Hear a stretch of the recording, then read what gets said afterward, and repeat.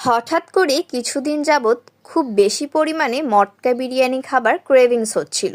তবে ইফতার এবং রোজার মাস চলায় বিভিন্ন রেস্টুরেন্টে এখন আর সেভাবে রেগুলার আইটেমগুলো সেল করা হচ্ছে না।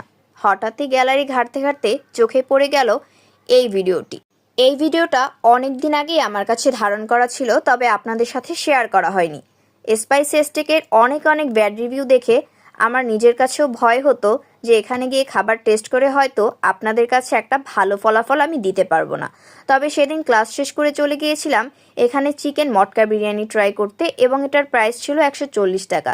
যেহেতু স্টুডেন্ট কম্বো, সেহেতু আমার কাছে এটা বেশ রিজনেবল মনে হয়েছে, কারণ 140 টাকায় তারা চিকেন মটকা বিরিয়ানি, আচার, সালাদ এবং চিকেন মশলা সার্ভ করেছিল, যেটা স্টুডেন্টদের জন্য কিন্তু বেশ প্রফিটেবল। এর আগে স্পাইসি স্টেকে আমিও বিভিন্ন ধরনের কম্বো কিংবা রেগুলার আইটেম ট্রাই করেছিলাম, যেগুলো আমার কাছে তেমন ভালো লাগেনি। তবে আমি এটাকে 10 আউট অফ 8 দেব, কারণ এখানে পারফেক্ট পরিমাণে খাবার দেওয়া হয়েছিল, সাথে প্রত্যেকটা খাবারের টেস্ট যথাযথ ভালো ছিল।